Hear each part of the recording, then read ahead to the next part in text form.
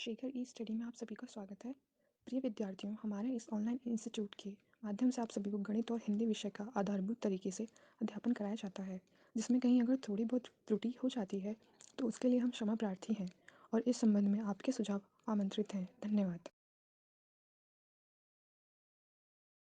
Hello दोस्तों, मैं शेखर स्वागत करता हूं आपका अपने YouTube चैनल शेखर ई स्टडी पॉइंट पर। दोस्तों, UPP, UP triple SC, super TT, UP TT, CTT और यूपी बीएड की सामान्य गणित की अभ्यास श्रृंखला चल रही थी, ठीक है, जिसमें हम आज शुरुआत करते हैं गणित की। एक एक चैप्टर को हम देखेंगे। अंकी क्षमता, गणितीय संक्रिया, ये सारे चैप्टर आपकी एक दिवसीय परीक्षाओं में आने हैं, ठीक है। यहाँ से प्रश्न आते हैं। आपको पाठ्यक्रम पूर्णतः समझा दिया गया। अगर आपने नहीं देखा है तो पाठ्यक्रम का वीडियो इसके पहले आपको प्लेलिस्ट में मिल जाएगा, तो अवश्य देख लीजिएगा, ठीक है। तो आइए आज शुरुआत करते हैं अंकी क्षमता का। देखिए, ये जो अंकी क्षमता होता है ये कहीं न कहीं नंबर सिस्टम, संख्या पद्धति ही कहा जाता है, ठीक है। उसी से रिलेटेड प्रश्न होंगे। ऐसे प्रश्नों को बताया जाएगा जो आपकी परीक्षाओं में महत्वपूर्ण होते हैं, वहां से आना ही आना होता है, ठीक है। और पहले आपको थियरी बताई जाएगी, संख्या का परिचय, संख्या क्या होती है, संख्याएं कितने प्रकार की होती हैं, वैसे कैसे उससे प्रश्न बनते हैं, इन सारी चीजों की व्याख्या एकदम व्यक्तिगत तौर एकदम विधिवत की जाएगी, ठीक है। तो अगर आपने नहीं देखा है तो आप अवश्य देखिएगा। आप पाठ्यक्रम को अवश्य समझ लीजिएगा। पाठ्यक्रम का पहला वीडियो पढ़ चुका है, आप उसे देख लीजिएगा। आपको क्या क्या पढ़ना है इससे आपको पता चल जाएगा, ठीक है। तो आइए आज शुरुआत करते हैं अंकी क्षमता, ठीक है। अब देखिए, अंकी क्षमता मतलब आपको यहाँ पे अंकों के बारे में जानना पड़ेगा। उसके बाद उसका प्रयोग कैसे होता है, ये सारी चीजों को जानना पड़ेगा। नंबर क्या होते हैं, संख्याओं के प्रकार क्या होते हैं, कौन सी प्राकृतिक, पूर्ण, ये सारी संख्याएं क्या होती हैं, इन सारी चीजों की जानकारी होना आवश्यक है। जैसे हम बात करें अंक या डिजिट की। डिजिट क्या होता है? किसी संख्या को प्रदर्शित करने के लिए कुल 10 चिन्हों की आवश्यकता होती है। ये तो आप जानते हैं, नॉर्मल सा है कि आप कोई भी संख्या लिखेंगे आपको 10 चिन्हों की आवश्यकता होगी। चिन्ह कौन कौन से? देखिए, 0 की आवश्यकता पड़ेगी, 1 की पड़ेगी, 2 की पड़ेगी, 3 की पड़ेगी, 4 की पड़ेगी, 5 की पड़ेगी, 6, 7, 8 और 9। बस इतने ही अंक आपको आवश्यक है। कोई भी संख्या आप बना सकते हैं इनसे अनंत तरीके से, ठीक है। तो किसी संख्या को प्रदर्शित करने के लिए 10 चिन्हों की आवश्यकता होती है। यही क्या होते हैं? यही अंक होते हैं। इन्हें अंक कहते हैं। 0 को, 1 को, 2 को, 3 को, ये सारे क्या है? अंक है, ठीक है। जैसे हम कोई संख्या बना दे, 7 और 8 से हम बना दे 78, ठीक है। इसमें देखिए 2 अंक है, 7 दहाई है और 8 इकाई है, 78। ये क्या हो गए? अंकों से मिलके संख्या बन गई। अंकों से मिली, देखिए इन 2 अंकों से मिलके संख्या बन गई, दहाई और इकाई के योग से, ठीक है। तो ये सभी क्या है? ये अंक है, ठीक है, जिसे आप डिजिट कहते हैं, ठीक। जैसे एक क्या है? अंक है ना अपने आप में, 2 अंक है, 3 अंक है। तो किसी भी संख्या को अगर आप बनाएंगे तो इन्हीं 10 चिन्हों का आप प्रयोग करेंगे। 10 चिन्ह मतलब यहाँ अंकों के तौर पे बात की जा रही है, ठीक है। तो अंक क्या होते हैं आप समझ गए होंगे। यहाँ आपको डिफिनेशन समझने से केवल इतना ही लाभ है कि आप प्रश्नों को आसानी से समझ पाएंगे। डिफिनेशन आपके एग्जाम में नहीं पूछी जाएगी, लेकिन आप प्रश्नों को समझ पाएंगे, ठीक है। मैंने क्या कहा? ये अंक है, अंकों से मिला के हम संख्या बनाते हैं। जैसे हम 4, 5, 6 को ले लें तो हमें 456 बन सकता है, या 645 बन सकता है, या 564 बन सकता है, ठीक है। देखिए ये सब क्या है? संख्याएं हैं। तो अंकों के सार्थक समूह को हम संख्या कहते हैं। देखिए अंकों का सार्थक समूह आप इसे पढ़ सकते हैं। सार्थक मतलब आप इसे पढ़ सकते हैं। जैसे हम लिख दें 4, 5, 6, तो आप पढ़ सकते हैं ना 456। तो अंक, ये अंक ही तो है सब, लेकिन इनका सार्थक समूह बन गया तो क्या हो गया? संख्या हो गया, नंबर हो गया। और अंक ये होते हैं जो 0 से 9 तक, मतलब 10 चिन्ह होते हैं, यही अंक होते हैं। और उनका अगर सार्थक समूह बना देंगे संख्या। अब अगर हम इसको ऐसे लिख दें तो आप क्या पढ़ पाएंगे? ये सब उल्टा सीधा लिख दें। अगर हम 5 को ऐसे बना दें तो ये नहीं पढ़ा। ये कोई सार्थक समूह है? नहीं है, ठीक है। सार्थक समूह मतलब कोई भी अंक ले लें, 3, 4, 5, 8, 3458 आप पढ़ सकते हैं ना इसे, 3458। 0, 1 इसका मतलब एक ही होता है। तो अंकों का जो सार्थक समूह होता है वही क्या होती है? संख्या होती है। मतलब हम अंकों को अगर ऐड कर दे तो संख्याएं बन जाएंगी, ठीक है। तो आप अंक समझ गए, डिजिट क्या होती है, संख्या समझ गए, नंबर क्या होती है, ठीक। तो संख्या और अंक समझने के बाद अब हम देखेंगे संख्याओं के प्रकार को, कि संख्याएं कितने प्रकार की होती है। आप संख्या तो जान गए, लेकिन उनके प्रकार क्या होते हैं उन्हें जानिए। देखिए संख्याओं के प्रकार देखते हैं, ठीक है। हमने अंक और संख्या समझ ली, अब संख्याओं के प्रकार देखते हैं। संख्याओं के प्रकार में देखिए पहली होती है प्राकृतिक संख्या। पहली क्या होती है? पहली मैं लिख देता हूं प्राकृतिक संख्या, ठीक है। प्राकृतिक संख्याएं, ठीक है। ये प्राकृतिक से देखिए संख्याओं के प्रकार की हम बात कर रहे हैं। संख्या आप जान गए संख्या क्या होती है। अब ये संख्याओं के प्रकार में आ गए, ये जानना आपके लिए जरूरी है। प्राकृतिक संख्या क्या होती है? ऐसी संख्याएं जिन्हें हम गिन सकते हैं, ठीक है, ऐसी संख्याएं जिन्हें हम, अपने नोट्स में आप लिखते चलिएगा, जिन्हें हम गिन सकते हैं। ऐसी संख्याएं जिन्हें हम गिन सकते हैं वो क्या होती हैं? प्राकृतिक संख्या होती है, ठीक है। ऐसी संख्याएं जिन्हें हम गिन सकते हैं, अर्थात जैसे हम अगर लिख दें कि एक क्या है, ये प्राकृतिक, एक का आप एक से गणना कर सकते हैं कोई चीज। ये अपने आप में ये पेन क्या है? एक है, एक पेन है। आप कहेंगे ना ये एक पेन है, तो गणना है, एक की गणना है, दो की गणना है, तीन की गणना है, चार की गणना है, ऐसे ऐसे आप चलते जाएंगे तो अनंत तक गणनाएं होती जाएंगी, ठीक है। लेकिन एक अंक यहाँ जुड़ जाएगा, जीरो। क्या आप जीरो की गणना कर सकते हैं? कोई चीज आप कह सकते हैं अपने आप में ये शून्य है? एक जीरो गणना, इससे गणना नहीं की जा सकती, केवल और केवल इन संख्याओं से, इन डिजिट से गणना होती है। जैसे ये पेन एक है, ये शून्य नहीं है, एक है। कोई भी चीज अपने आप में एक होती है, ठीक है। तो जीरो से कोई गणना नहीं हो सकती। आप और प्राकृतिक संख्याओं की परिभाषा ऐसी संख्याएं जिन्हें हम गिन सकते हैं। तो इसका मतलब है एक से लेके अनंत तक, ठीक है। ये एक से लेके अनंत तक जितनी संख्याएं हैं, ये सारी संख्या क्या होती है? प्राकृतिक संख्या होती है, ठीक है।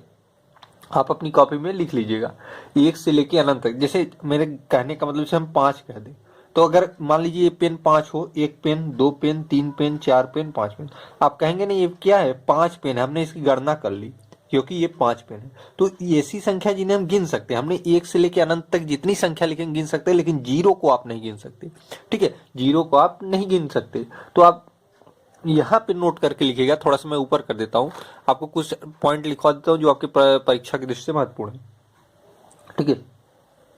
यहाँ पे आप लिखेंगे जीरो, या आप इसे कहते हैं शून्य, प्राकृतिक संख्या। ये आपके परीक्षा के पॉइंट ऑफ व्यू से इंपॉर्टेंट है, ठीक है। प्राकृतिक संख्या नहीं है, ठीक। जीरो क्या है? प्राकृतिक संख्या नहीं है, ये पहला हो गया।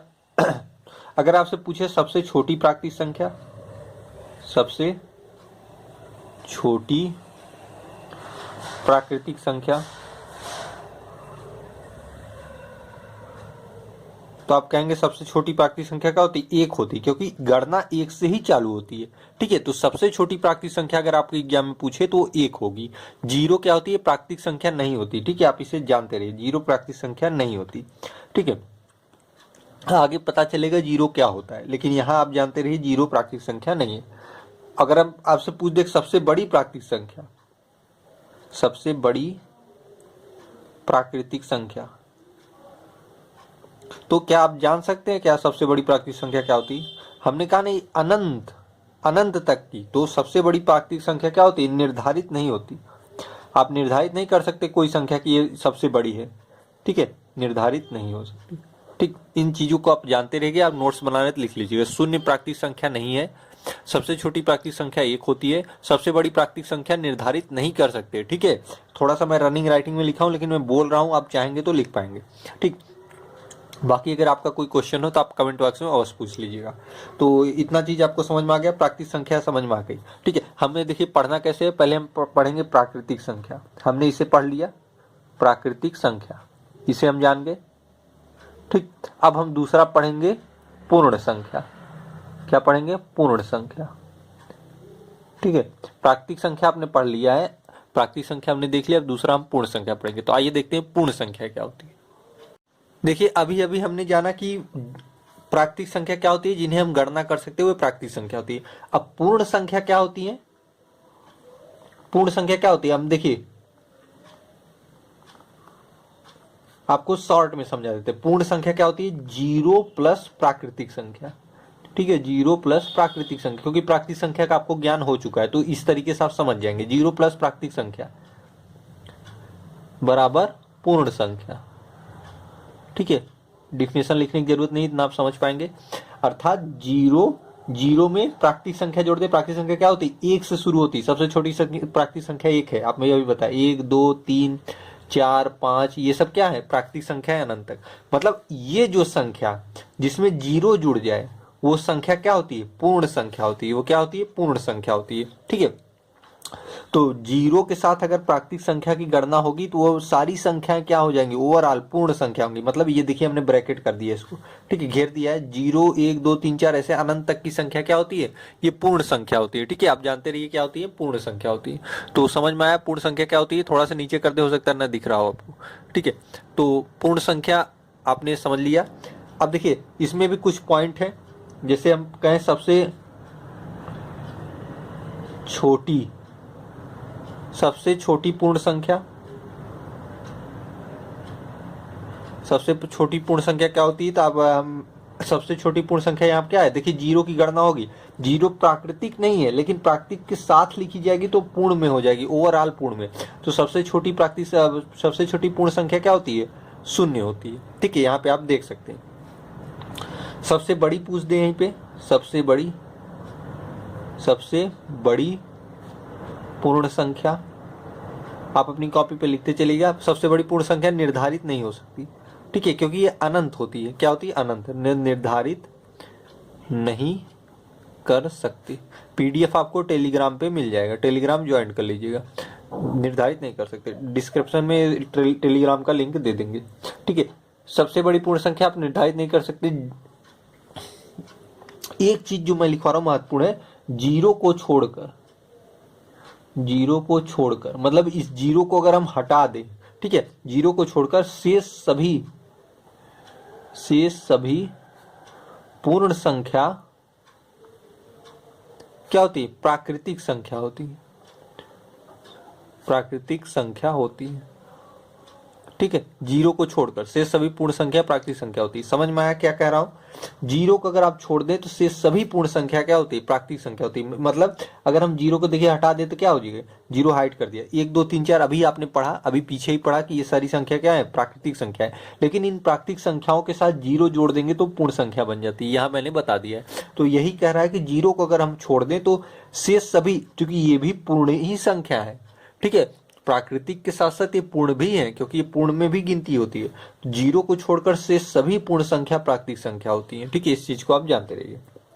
ठीक है, तो आपने प्राकृतिक देख लिया, पूर्ण देख लिया। एक चीज यहाँ पे स्किप हो गया, मैं उसे बता देता हूं आपको, पूर्णांक संख्या। पूर्णांक संख्या क्या होती है, पूर्णांक संख्या है जीरो, देखिए यहाँ पे लिख देता हूं, जीरो प्लस प्राकृतिक, इस सिंपल वे में समझिए, जीरो प्लस प्राकृतिक संख्या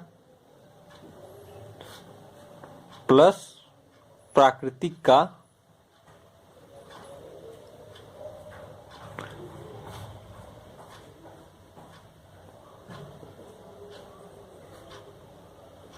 ठीक है, ये क्या होती है, पूर्णांक संख्या होती है। जीरो प्लस प्राकृतिक संख्या प्लस प्राकृतिक संख्या का ऋणात्मक रूप।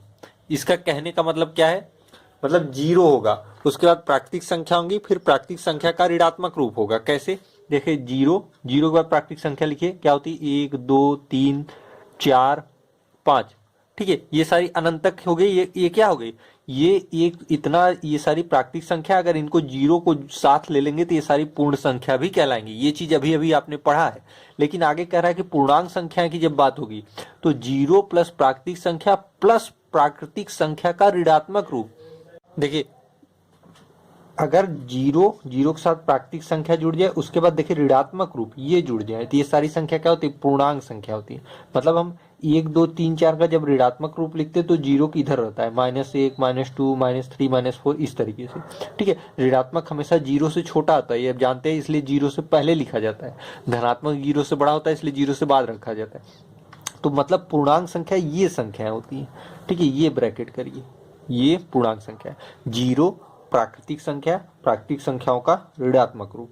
ठीक है, जीरो प्राकृतिक संख्या प्लस प्राकृतिक संख्या का ऋणात्मक रूप, ये सारी क्या होती है, पूर्णांक संख्या होती है। तो पूर्णांक संख्या की जब भी बात करेगा तो आप इस तरीके से आप जान जाएंगे। ठीक है, कि पूर्णांक संख्या क्या होती है, जीरो रहता है, साथ में प्राकृतिक संख्या रहती है। आप कह सकते हैं कि पूर्ण संख्या और प्राकृतिक संख्याओं का ऋणात्मक रूप, ऐसे भी कह सकते हैं, क्योंकि मैंने बताया कि जीरो अगर जुड़ जाता है तो ये सारी संख्या पूर्ण संख्या हो जाती है, जीरो हट जाता है तो केवल प्राकृतिक संख्या रह जाती है। तो आप ऐसे कहें, जीरो प्राकृतिक संख्या प्लस प्राकृतिक संख्या का ऋणात्मक रूप, ये सारी संख्या होती है, पूर्णांक संख्या होती है। अब इसमें भी कुछ ऐसे तथ्य हैं जिन्हें आपको जानना जरूरी है। देखिए इस पूरे भाग को कहते हैं धन पूर्णांक। क्या कहते हैं, धन पूर्णांक। ठीक है, और इस पूरे भाग को क्या कहते हैं, इसको ऋणात्मक पूर्णांक कहेंगे आप, ठीक है। ऋणात्मक, ये पूछता है आपके, अगर आपको जानकारी रहनी चाहिए, ऋणात्मक पूर्णांक मतलब जीरो की इधर जो होता है ऋणात्मक पूर्णांक होता है, जीरो की इधर होता है धनात्मक पूर्णांक होता है, या धन पूर्णांक आप कह सकते हैं। जीरो क्या है, ये प्रश्न बनता है। जब जीरो की इधर धन पूर्णांक है, जीरो की इधर ऋण वाला ऋणात्मक पूर्णांक है, तो जीरो क्या है? जीरो क्या है? आप कहेंगे जीरो, लिख लीजिए, ना तो धन पूर्णांक है, ना ही ऋण पूर्णांक। ठीक है, जीरो ना तो धन पूर्णांक है, ना ही ऋण पूर्णांक है। ठीक है, ये चीजें आपको जानना जरूरी है। तो यहां से प्रश्न आपका आ सकता है कि जीरो क्या है, तो जीरो ना तो धन पूर्णांक है, ना ही ऋण पूर्णांक है। ठीक है, तो समझ में आया मैं क्या कहना चाह रहा हूं। तो आप इस देखिए, हमने प्राकृतिक देख लिया, पूर्ण देख लिया, पूर्णांक देख लिया। ठीक है, ये संख्याओं का एक क्रम हमने देख लिया है, प्राकृतिक, पूर्ण, पूर्णांक। तो उम्मीद करता हूं समझ में आ गया होगा। देखिए, ये सारी चीजें आप अपनी कॉपी पे लिखते चले गए, इसे आप समझेंगे तो प्रश्न आसानी से समझ पाएंगे कि पूर्णांक संख्या क्या होती है। अगर आपको पता ही नहीं रहेगा पूर्णांक क्या है, तो आप कैसे प्रश्न सॉल्व करेंगे? तो जीरो प्राकृतिक संख्या प्लस प्राकृतिक संख्या का ऋणात्मक रूप, मतलब ये ओवरऑल ये वाला रूप, उसमें भी प्रश्न कहां से आ सकता है? जीरो क्या है? जीरो ना तो धन पूर्णांक है, ना ही ऋण पूर्णांक है। ठीक है, धनात्मक पूर्णांक क्या होती है? जो जीरो की इधर होती है धन के रूप में, जीरो की इधर जो ऋण के रूप में होती है, इसे ऋणात्मक पूर्णांक कहते हैं। मैंने एरो लगा के बता दिया। ठीक है, इसे आप अपनी कॉपी पर लिख लीजिए। अब आए देखते हैं सम संख्या और विषम संख्या क्या होती है। अगर आपसे पूछ दे सम संख्या क्या होती है, ठीक है, सम संख्या क्या होती है? देखिए, मैं एक चीज यहाँ पे लिख देता हूँ, आपको थोड़ा समझने में आसानी होगी। हमने क्या पढ़ा? प्राकृतिक संख्या, संख्याओं के प्रकार पढ़ रहे हैं। प्राकृतिक संख्या पढ़ ली, प्राकृतिक के बाद हमने क्या पढ़ ली? पूर्ण संख्या पढ़ ली, पूर्ण के बाद हमने क्या पढ़ ली? पूर्णांक पढ़ ली।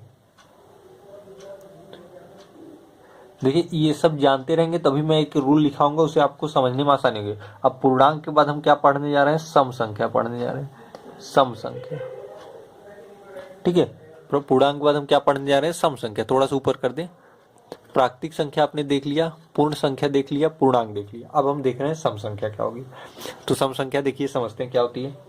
सम संख्या ऐसी संख्याएं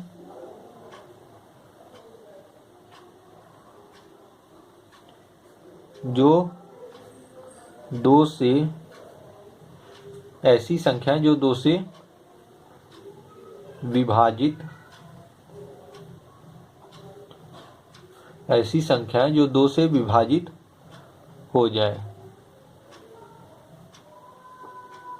ऐसी संख्या जो दो से विभाजित हो जाए वो क्या होती है? सम संख्या होती है। ठीक है, अब देखिए, दो से विभाजित होने वाली संख्या सम संख्या होती है, या आप कह सके ऐसी संख्या जो दो से विभाजित हो जाए। जैसे चार है, चार क्या है? दो से विभाज्य, दो दो में चार। ये क्या है? चार क्या है? सम संख्या है, क्योंकि ये दो से विभाज्य, ये रूल होता है। ठीक है, अब देखिए, अब इसमें भी सम संख्या भी दो रूपों में आपको होंगी। दो, एक धनात्मक सम संख्या होती है, एक ऋणात्मक सम संख्या। जैसे मैं कहूँ धनात्मक सम संख्या क्या होती है, आप समझ जाएंगे। अब धनात्मक सम संख्या आप जान के, सम संख्या क्या होती है? तो सम संख्या होती है ऐसी संख्या जो दो से विभाज्य हो, वही सम होती है। तो जब धनात्मक रूप लिखेंगे तो पहला तो दो ही हो जाएगा, दो दो से विभाज्य है, दो से और क्या विभाज्य है? चार विभाज्य है, दो से क्या विभाज्य है? छह विभाज्य है, दो से क्या विभाज्य है? आठ विभाज्य है, फिर क्या है? 10 है, फिर क्या है? अब नहीं विभाज्य। ठीक है, अब नहीं विभाज्य, दो से विभाजित होनी चाहिए। ठीक है, तो दो से अब आगे नहीं विभाजित है। ऋणात्मक क्या होगी? ऋणात्मक सम संख्या देखिए, इसी का माइनस रूप, -2, -4, -6, -8, -10, ये सब क्या है? ऋणात्मक सम संख्या है। धनात्मक सम संख्या ये होती है, ऋणात्मक ये होती है। इसकी डिफिनेशन क्या है? ऐसी संख्या जो दो से विभाजित हो जाए। तो ये सारी संख्याएं दो से विभाज्य है। ठीक है, ये अनंत काल तक इसी क्रम में बढ़ती रहेंगी, 2, 4, 6, 8, 10, 12, 14 इस तरीके से बढ़ती जाएंगी। तो ये दो से विभाज्य होंगी तो वो सम होगी। इतना आप केवल दिमाग में बैठा है। कोई भी संख्या पूछ दे, जैसे पूछ दे आपको 20, आपसे पूछे सम है कि विषम, आप तुरंत दो से भाग दे दीजिए, देखिए अगर कट गया तो सम है। ठीक है, कोई भी संख्या। 27 दो से भाग देंगे, नहीं कटेगा, 27 सम नहीं है। सम नहीं है तो क्या होगी? विषम होगी। ठीक है, तो ऋणात्मक सम संख्या, धनात्मक सम संख्या जानते रहिए, हालांकि ये पूछा नहीं जाता आपसे, जो पूछेगा वो मैं बता देता हूं।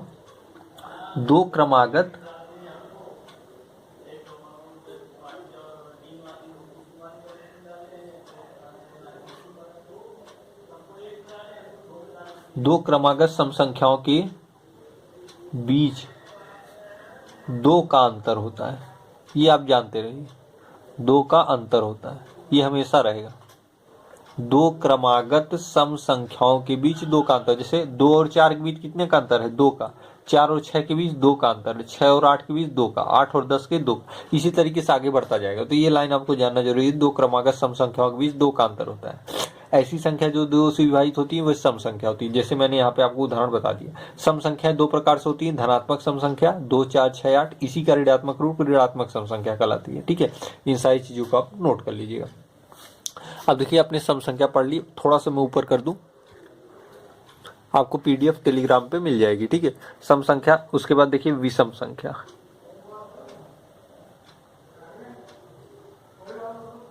ठीक है, विषम संख्या। अब विषम संख्या क्या होती है? जब 2 से विभाजित होती है वो सम होती है। तो ऐसी संख्याएं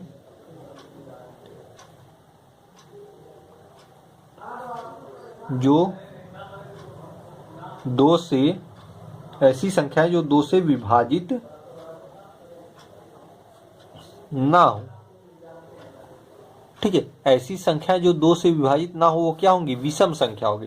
क्योंकि जब 2 से विभाजित होती तो सम होती, लेकिन जो 2 से विभाजित नहीं होगी, ना हो, ठीक है, मैंने लिखा है ना हो, ऐसी संख्या जो 2 से विभाजित ना हो वह क्या होंगी? विषम संख्या होंगी। ठीक है, तो आप जान के 2 से विभाजित कौन सी संख्या नहीं होगी? 1 2 से विभाजित नहीं है, 3 2 से विभाजित नहीं है, 5 2 से विभाजित नहीं है, 7 2 से विभाजित नहीं है, 9 2 से विभाजित नहीं, 11, इसी तरीके से आगे बढ़ता जाएगा अनंत तक। तो देखिए 1 3 5 7 9 11 क्या है? धनात्मक रूप है, तो आप इसे कह सकते हैं धनात्मक विषम संख्या। ये क्या है? धनात्मक विषम संख्या है। ठीक है, क्या है? धनात्मक विषम संख्या। इन्हीं का ऋणात्मक रूप लिख दे, -1 -3 -5 -7 -9 -11, ये अनंत तक जाएंगे तो ये क्या होगी? ऋणात्मक विषम। ठीक है, ऋणात्मक विषम। तो धनात्मक विषम ये होती है, ऋणात्मक विषम ये होती है। ये विषम के प्रकार हैं। ठीक है, अब विषम संख्या क्या होती है? तो ऐसी संख्या जो 2 से विभाजित नहीं हो। देखिए ये सारी संख्या 2 से विभाजित नहीं है। ठीक है, तो ये विषम संख्या है। एक चीज और जानते रहिए, यही चीज है सेम, 2 क्रमागत विषम संख्या के बीच 2 का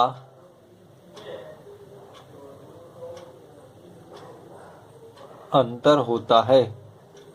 2 क्रमागत विषम संख्या के बीच 2 का अंतर होता है। जैसे इनके बीच क्या है? 2 का अंतर है, इनके बीच क्या है? 2 का अंतर है, इनके बीच 2 का अंतर है, इनके बीच 2 का, इनके बीच 2 का, मतलब 2 क्रमागत विषम संख्या के बीच क्या, किसका अंतर होता है? 2 का होता है। तो मतलब आपने प्राकृतिक संख्या देख लिया, पूर्ण संख्या देख लिया, पूर्णांक संख्या देख लिया, सम संख्या देख लिया, विषम संख्या। ये सारी थियरी आपको समझाएगी कि आपके दिमाग में सेट हो जाए कि संख्या होती किस तरीके से। ठीक है, यहाँ पे देखिए एक चीज और जानते रहिए कि सभी प्राकृतिक संख्याएं पूर्ण संख्या होती है, लेकिन सभी पूर्ण संख्या प्राकृतिक संख्या नहीं होती। ये आपसे पूछा जा सकता है। सभी प्राकृतिक संख्या पूर्ण संख्या होती है, मैंने कैसे बताया? आपको समझाया होगा। देखिए 0 के साथ जब प्राकृतिक संख्या लिख देंगे, क्योंकि पूर्ण संख्या के, अब देख रहे हैं ये सारी संख्या, इतना मैंने जो घेर रखा है ये पूर्ण संख्या है, तो इसी के अंदर प्राकृतिक समाहित है। ये देखिए प्राकृतिक संख्या है, तो हम कह सकते हैं कि सभी प्राकृतिक संख्या पूर्ण संख्या होती है, लेकिन सभी पूर्ण संख्या प्राकृतिक संख्या नहीं होती, क्योंकि 0 प्राकृतिक संख्या नहीं है लेकिन 0 पूर्ण संख्या है। इसीलिए हम कह सकते हैं कि सभी पूर्ण संख्या प्राकृतिक संख्या नहीं हो सकती, सभी प्राकृतिक संख्याएं पूर्ण संख्या हो सकती है। ठीक है, इतना चीज आप जानते रहिएगा। इसी तरीके से क्रम आगे चलता चला जाएगा। अब सभी पूर्ण संख्या पूर्णांक होती है, लेकिन सभी पूर्णांक पूर्ण नहीं होते, क्योंकि माइनस वाला ये चीज पूर्ण में नहीं होता।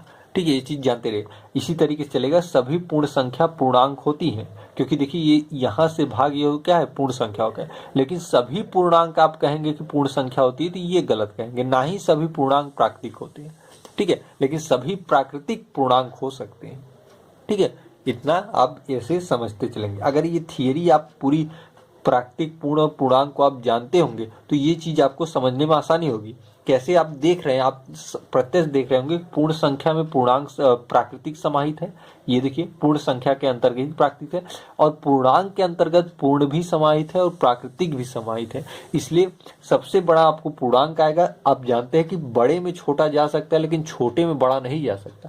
तो पूर्णांक के में प्राकृतिक पूर्ण आ सकते हैं, लेकिन पूर्णांक ना तो पूर्ण के साथ हो सकता है ना ही प्राकृतिक साथ हो सकता है। तो आप कह सकते हैं, मैं एक बार फिर से रिवाइज करता हूं, ध्यान से सुनिएगा, सभी प्राकृतिक संख्या पूर्ण संख्याएं होती हैं, लेकिन सभी पूर्ण संख्याएं प्राकृतिक संख्या नहीं होती। सभी पूर्णांक संख्याएं पूर्ण संख्या नहीं होंगी, लेकिन सभी पूर्ण संख्याएं पूर्णांक हो सकती है। इसी तरीके से सभी प्राकृतिक पूर्णांक हो सकते हैं, लेकिन सभी पूर्णांक प्राकृतिक नहीं हो सकते। ठीक है, इन चीजों को आप जानते रहिए। तो उम्मीद करता हूँ ये थ्योरी यहाँ तक आपको समझ में आ गई। हमने इतनी संख्याएं पढ़ ली हैं, ये भी आप जानते हैं, कल इससे आगे पढ़ेंगे। अब आइए कुछ प्रश्नों को देख लेते हैं।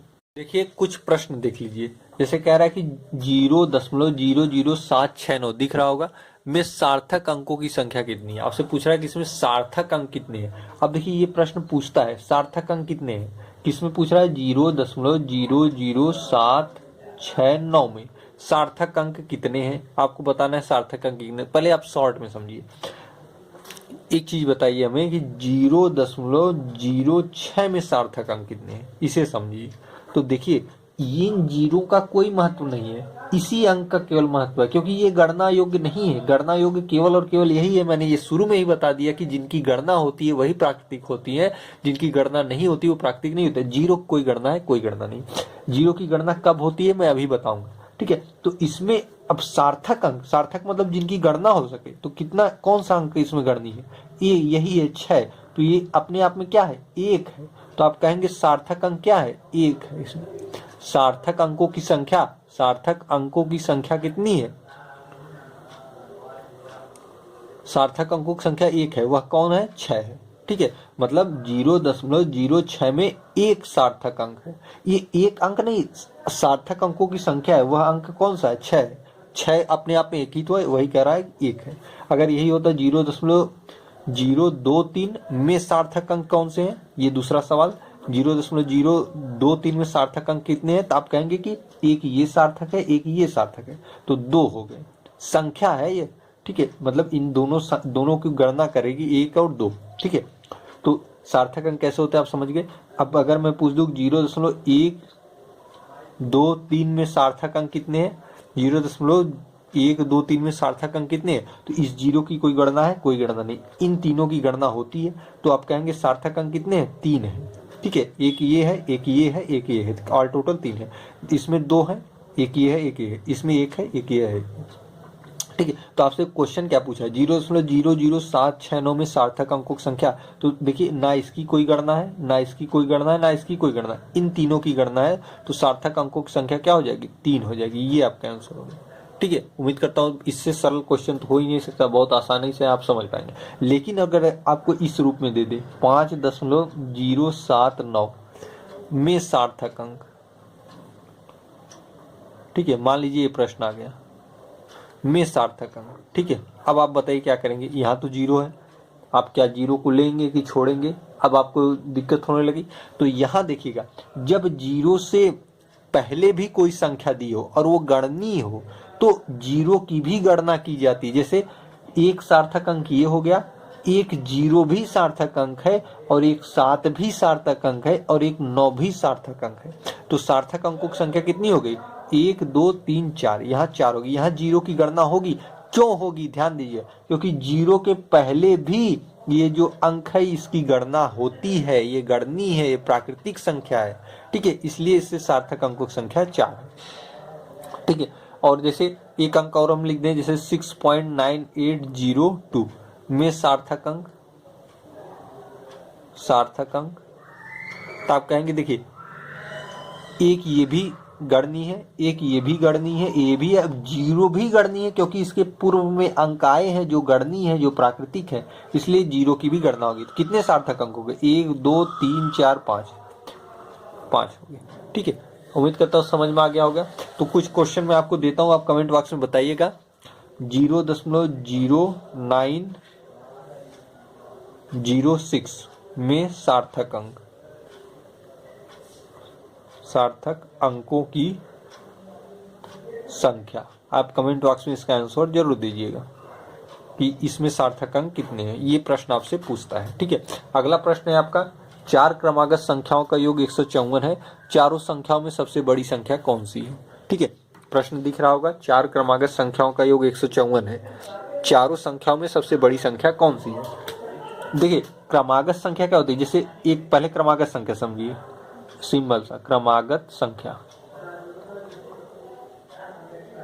क्रमागत संख्या क्या होती है, जैसे आप लिखते हैं ना एक, एक के बाद अगली कौन सी आएगी, दो आएगी, फिर अगली कौन सी आएगी, तीन आएगी, फिर अगली चार आएगी, फिर पांच आएगी, ऐसे ऐसे चलती। ये सारी संख्या क्या है, क्रमागत है। एक के बाद दो, दो के बाद तीन, तीन के बाद चार, ऐसे ऐसे अनंत, ये क्रमागत है। अगर एक संख्या आपकी m है तो अगली क्रमागत क्या आएगी, देखिए एक में एक जोड़ के ही दो आया है, दो में एक जोड़ के तीन आया है, तीन में एक जोड़ के चार आया है, चार में एक जोड़ के पांच आया है। तो अगर एक m है तो अगली कौन सी होगी, एक जोड़ के m+1 होगी, फिर इसमें एक जोड़ के अगली होगी m+2, फिर अगली होगी m+3 एक जोड़ के। ठीक है भाई, एक में एक जोड़े दो आई, फिर दो में एक जोड़े तीन आई, फिर तीन में एक जोड़े चार आई, चार में एक जोड़े पांच आई, तो m में एक जोड़े आए m+1, m+1 में एक जोड़े तो m+2, m+2 में एक जोड़े तो m+3। हमसे चार ही की बात की है तो चार क्रमागत संख्या हमारी ये हो गई। ठीक है, इनका योग 154 है, अर्थात m + m+1 + m+2 + m+3 का योग क्या है, 154 है। अब m को एक साथ ले लीजिए, 1 2 3 4, 4 m है तो 4 m लिख लीजिए, 1 2 1 3 3 3 6 बराबर 154। तो आप देखिए 4m ये उधर चला जाएगा तो हो जाएगा, घट जाएगा 154 - 6। इसके स्थान पे क्या लिख सकते हैं आप, 154 में 6 गया तो क्या आ जाएगा, 148 आ जाएगा, 49 50 4 6। हाँ, तो 4m बराबर हो जाएगा 148। तो m बराबर हो जाएगा, 4 से भाग दीजिए, 4 3 में 12, 13 14, 4 7 में 28, m बराबर 37 आ गया। आपसे पूछा कि सबसे बड़ी संख्या कौन सी है, तो इसमें 37 m का मान है, ये सबसे छोटा है क्योंकि m अकेला है। लेकिन देखिए इसमें 3 जोड़ देंगे, अगर आप 37 में 3 जोड़ देंगे तो हो जाएगा 40। तो m+3 ये क्या है, सबसे बड़ी संख्या है, अर्थात 40 क्या है, सबसे बड़ी संख्या है। तो यही आपका आंसर हो जाएगा 40। ठीक है, तो चार क्रमांक संख्याओं का योग अगर 154 है तो चारों संख्याओं में सबसे बड़ी संख्या कौन सी है, तो सबसे बड़ी संख्या 40 है। कैसे है, क्योंकि m+3 हमने माना है, ये हमने माना है। ठीक है, ये हमने माना है तो उसका आंसर हमें मिला 40। ये विकल्प से भी लग सकता है, ये विकल्प के आधार पे भी लगाया जा सकता है, मैं आगे इसकी प्रक्रिया बताऊंगा। ठीक है, तो उम्मीद करता हूँ आज का पूरा पाठ समझ में आएगा। आप रिवाइज करिएगा, जो नया है पूछिएगा, टेलीग्राम ज्वाइन कर लीजिए, PDF वहाँ जाएगा। ठीक है, मिलते हैं कल अगले पाठ से।